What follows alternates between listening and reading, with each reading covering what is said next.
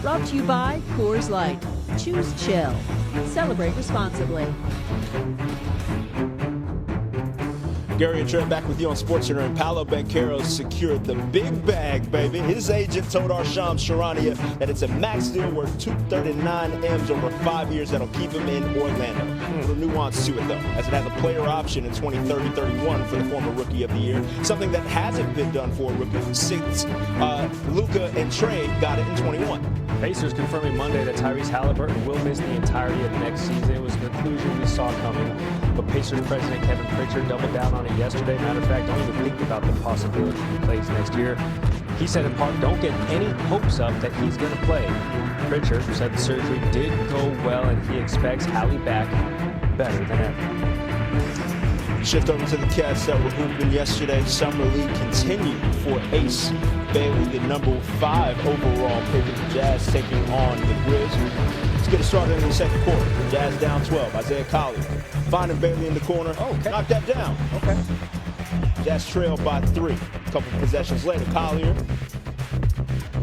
in transition. Oh, so he can fly. Okay. Yes, he can. He can get so he's got the bunny. right on up there. Under 2 minutes to go in the second, Jazz trailing 4. Bailey grabs the offensive board. You know, they listed him at like 6'11", and there was a lot of controversy around that. Okay. No longer 6'11", to be clear. But he can still get up and throw it. He can get up. No worries. 12 points, 5 track points it. in the first half for him. Third quarter. Bailey, another offensive board. Get up. Who says Gen Z doesn't work hard? This dude is a dog. Dude, this dude is a dog in the paint. You never would have thought he was frustrated about going to Utah. Wait, what? 18.7 points on the night. Jazz win 112-111. The top picks in the NBA draft will make their Summer League debuts Thursday night in Las Vegas. Cooper Flag and the Mavericks over their Summer League slate against the Lakers on ESPN.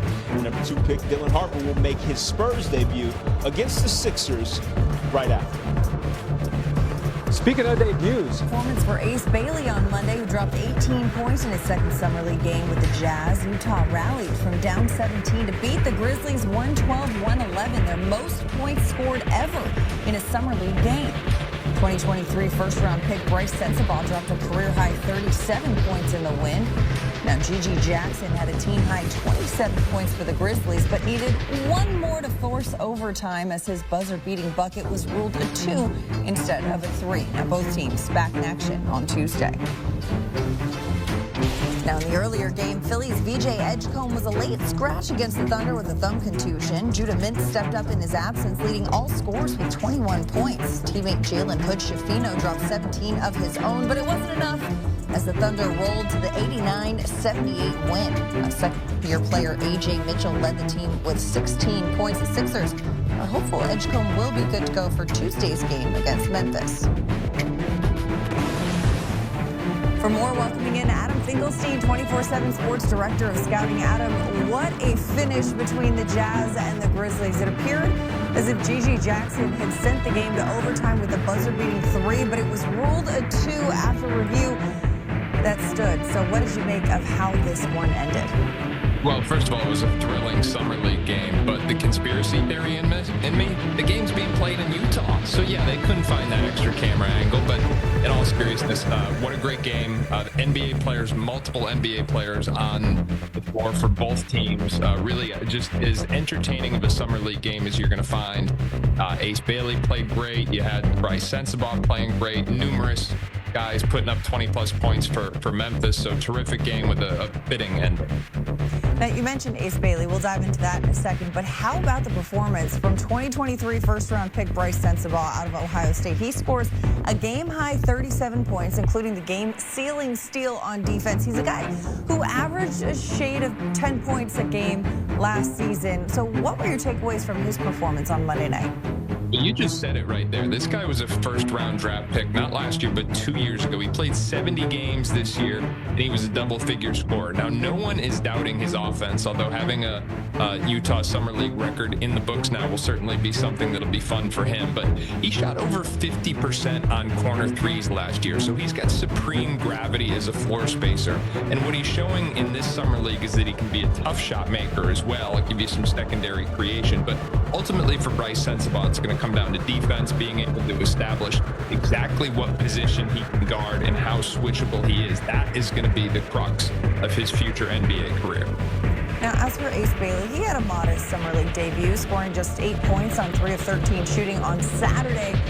Much more efficient on Monday night. 18 points on 7 of 14 from the field, including some highlight plays. So how would you evaluate the difference from Bailey in the last game against Monday night?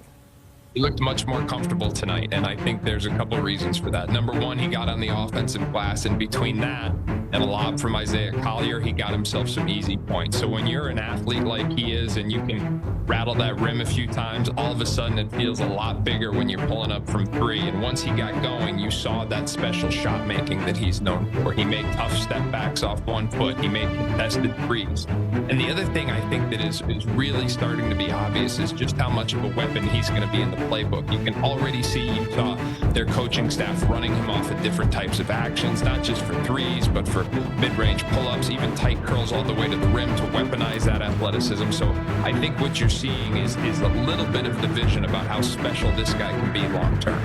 Now, Jazz Grizzlies was a great game, but it wasn't the only Summer League action Monday night. We also saw the Thunder in action right there. We're getting to see the first true game action for OKC's 2024 first-round pick, Nikola Topic.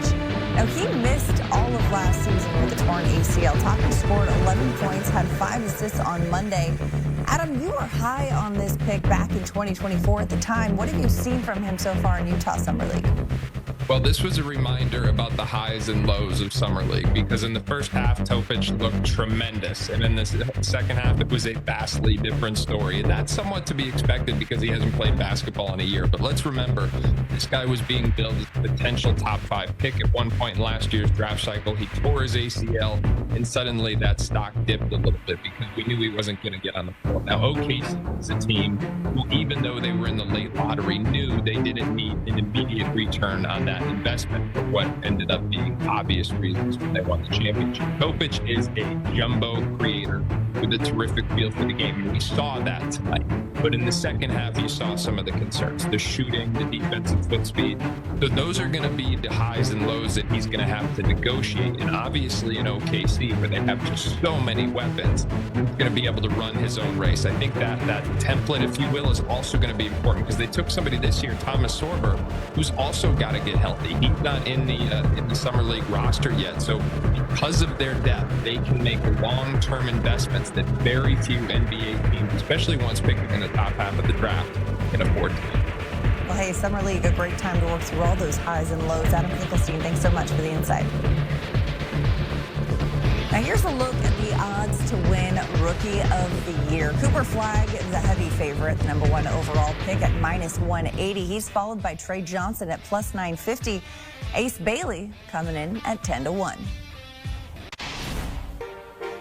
Paolo Banchero has agreed to a 5-year Supermax extension worth up to $287 million. The All-Star forward is coming off the best year of his career, averaging just under 26 points and 7.5 rebounds per game. His new deal runs through the 2029-2030 season. It also includes a player option for the 2030-31 season.